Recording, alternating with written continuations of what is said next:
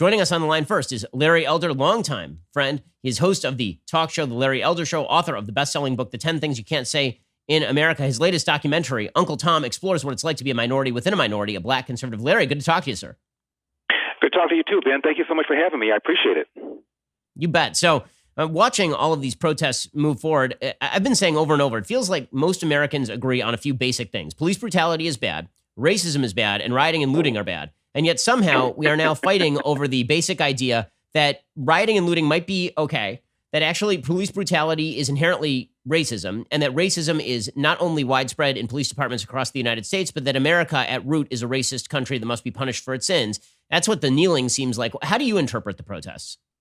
Well, I interpret it the same way you do. I mean, it's outrageous. Look, the idea that the police are out to get black people is simply not borne out by the facts. If that were the case, maybe I'd be down there with them picketing as well. It's just not true. It's been studied many times. There's a Harvard economist named Roland Fryer, and he found out that the police not only were not using deadly force disproportionately against black people, but that the police were more hesitant, more reluctant to pull the trigger on a black person than a white person. He happened to be black. He said it was the most surprising finding of his career because intuitively he just knew that all these stories about Freddie Gray and Eric Gardner suggested that there was a deep-seated problem, and he found that it wasn't the case. There is another study that was done, published in a publication put out by the National Academy of Sciences, where they looked at every police shooting in 2015, 2016, could not find any kind of pattern of abuse of force against black people. And furthermore, only 9 black people were killed unarmed by the police, shot and killed last year. There were 19 whites who were unarmed who were shot and killed by the police last year. Most people can't name an unarmed white person who was killed, but we can always name unarmed black people because the media runs with them. In comes Van Jones, in comes CNN, in comes MSNBC, all because it advanced their narrative that racism remains a major problem in America. When in fact, if you look at homicides, about half of the homicide victims in this country, Ben, are black, and almost all of these homicide victims were killed by other black people. The idea that cops are mowing down black people, or even white people are mowing down black people, is simply not borne out by the facts. Virtually all the black people who are killed in this country are killed by other black people.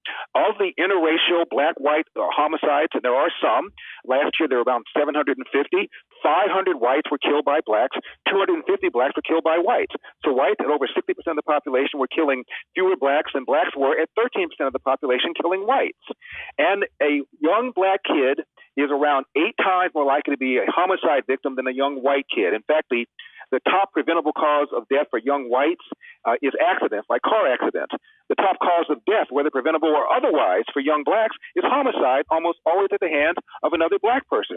And regarding the cops, according to the CDC, in the last 45, 55 years, police killings of blacks have declined 75%, while police shootings of whites have flatlined. So it is simply not true. Finally, it's not like this thing is not surveyed. Every 2 or 3 years, the government does something called the Police Public Contact Survey, and they ask 60,000 Americans, did you have contact with the police last year? If the answer is yes, tell me about your contact. How were you treated? What was said? They can't find any pattern at all of abuse against black people. It is not true. And just being not true would be neither here nor there. The left believes a lot of stupid things. But this is not true, and it's getting people killed. Why? Because it angers young blacks, and if you're pulled over and you believe that the cops are out to get you, why shouldn't you have a defensive attitude? And automatically you create greater tension where bad things are more likely to happen. The other thing is, on the part of cops, if I'm a cop and I'm accused of being racist, why would I be proactive? I'll just deal with the 911 calls. I'm not going to try and stop crime. I'm not going to look around trying to see if anything looks suspicious. What's the upside? All I'll do is be called a racist, so I'm not doing it. So what happens is the cops go into a mode called the Ferguson effect, which is to become more and more passive. Bad guys know it. Crime goes up, and the very people that the Black Lives Matter crowd claims they care about are the ones who are hurt. Well done, people. Well done. So, Larry, when you look at the poll differentials by race, people trusting police, that the police have the best interests of the community in mind. Among white Americans, 77%. Among Hispanic Americans, 62%. Among black Americans, it is 36%. Is this a reflection of people just swallowing a media narrative, or is this a reflection of sort of the fact that if there are a lot of police encounters in your community, you're more likely to have a negative police encounter, or is it both? Because it is true that obviously there are a lot more by percentage police encounters between black Americans and members of the police force than there are in white communities, namely because there's a lot more crime among members of the black community than there are in at least violent crime than in the white community. Well, it turns out the numbers of people that have more than 3 contacts in any given year with the police, blacks and whites, are about the same. It's about 1.2 black men who've had more than 3 contacts with the police in any given year. It's about 1.5 for black men, 1.2 for white men. So it's not all that different. No, I think what drives the narrative, Ben, is the news. I remember a few years ago there was a poll in the LA Times where blacks were asked, "How do you feel about your local police?" And 80% of blacks had a positive view, about the same as whites did. But then Rodney King happened, some incidents happened, and then it changes. So I think it depends on what's in the news cycle. Most black people want a heavy police presence. I have a friend who's the captain of the California National Guard.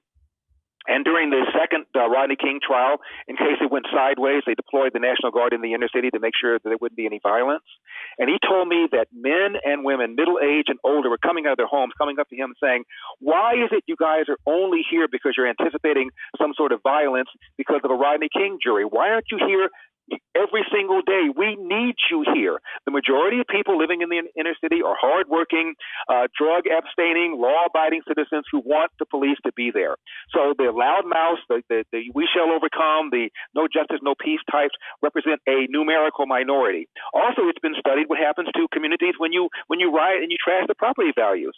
The property values never catch up, incomes never catch up, and frequently the businesses that are destroyed never return, and the very same people who looted and destroyed are now crying racism because those businesses don't want to come back and rebuild. It's ridiculous what's going on right now. Larry, one of the things that really has disturbed me is the unwillingness of anybody to discuss specific solutions, because this is always what happens in these situations, is that it's much more fun to protest and shout slogans like Black Lives Matter in the tacit assumption that for a lot of people, Black lives don't matter, right? Ashton Kutcher just openly said that. He said, well, the reason we say Black Lives Matter is because there are so many Americans who believe they don't. And I just keep looking around going, who? Like, seriously, who? I don't know a single American, black, white, or green, who doesn't know the name of Ahmaud Arbery, or doesn't know the name of George Floyd, or doesn't know the name of Michael Brown, or Freddie Gray. And by the way, not all those cases are the same, right? I mean, a lot of these cases have differential fact patterns. I mean, the Michael Brown case, he was actually justifiably shot, according to a jury. But the attempt to avoid specific conversations in order to pursue a broader narrative is really disheartening, especially because I know, Larry Elder, you've been a libertarian for a long time, I mean, longer than I have, because I remember being on your show when I was 16 years old and I was just getting politically active.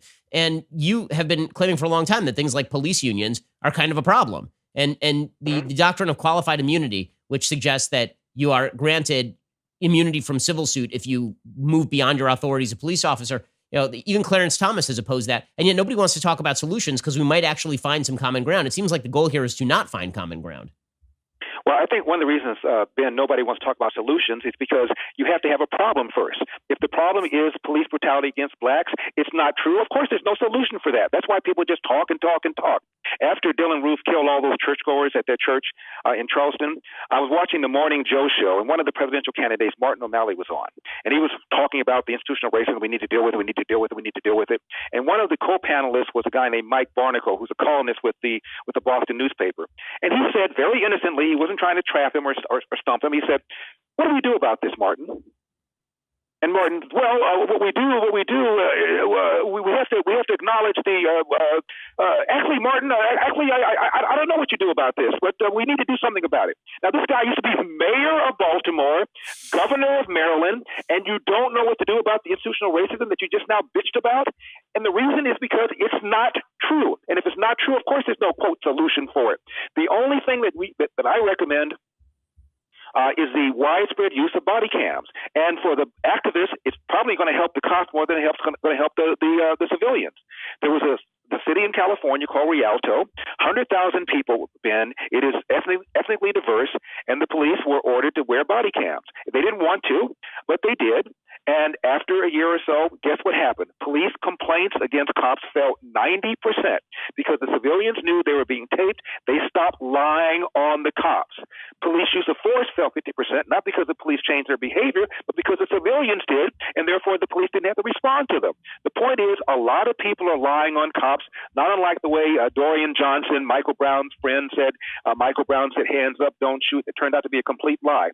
A lot of people are lying on the cops. The cops, there's some bad bad cops? Obviously, when you have an 800,000 group of people, there's going to be some bad cops. But the idea that they are routinely, systematically going after black people is simply not borne out by the evidence. Isn't that good news? Instead, I'm calling Uncle Tom, I'm calling self-loather, I'm calling all sorts of names. Instead of people saying, well, Larry, you're a little naive. I wish you were right, but here's why I think you're wrong. I don't get that. I just get a bunch of names because people don't want to deal with the uncomfortable truth that what's going on right now in our society has nothing to do with what the police are doing and everything to do with our failure to take advantage of available opportunities. Now, Larry Elder, he is the author of a boatload of great books. One of them, The 10 Things You Can't Say in America, New York Times bestseller. His latest documentary is called Uncle Tom, exploring what it's like to be a conservative black American. So, Larry, final question for you. The LAPD obviously has, for some odd reason, come under significant scrutiny. I don't know why we have riots and looting in Los Angeles when this was an instance of police brutality in Minneapolis. But right. I guess that's the way this works now. Eric Garcetti, our idiot mayor, who has allowed homelessness to run rampant throughout the city, decided that it would be a good idea to allow the looting to just take place across the city, allow cop cars to be burned and defaced at will, allow Melrose Boulevard to basically become a trash heap, allow Fairfax to have all sorts of stores broken into and looted. And now he is saying that he wants to cut $150 million from the police budget. So I'm really optimistic about the direction of the city. How are you feeling about it? I have a two-step plan to save California. Keep the illegal aliens, deport the Democrats. This is a state, as you know, that's run by Democrats. There isn't a single Republican elected statewide. They don't have just majorities in the Senate and the Assembly. They have supermajorities, so they don't even need Republicans. And this is what happens. This is the end game when you have a state that's run totally by Democrats. The budget is out of control. Homelessness is out of control. The price of a home is probably 50% higher than it would be but for the regulations, according to Lee Ohanian from UCLA. So this is what we have. I'm not optimistic either. I'm not optimistic at all. I think sooner or later, however, checks have to bounce. We have a $1.5 trillion unfunded pension liability. Sooner or later, Ben, checks are going to bounce, and then maybe, just maybe, people will then begin to rethink. But until then, I'm not terribly hopeful. Now, Larry Elder, again, check out his show, The Larry Elder Show, and he's author of the book 10 Things You Can't Say in America, among other great books. His latest documentary is called Uncle Tom. Larry, thanks for your time. Great to talk to you, dude. And Ben, you are one magnificent man. I don't know if people realize what a Renaissance person you are. A musician, a writer. You've written plays. I saw you playing the violin. Incredible. Plus, you're brilliant. I mean, Ben, you're the only person who speaks faster than I do. I'm impressed. I appreciate it, Larry. Go check out his documentary, Uncle Tom, and check out his show as well. Larry is an American institution. I hope you enjoyed that clip from The Ben Shapiro Show. If you did, go ahead and hit the subscribe button so you stay up to date on all of our future content.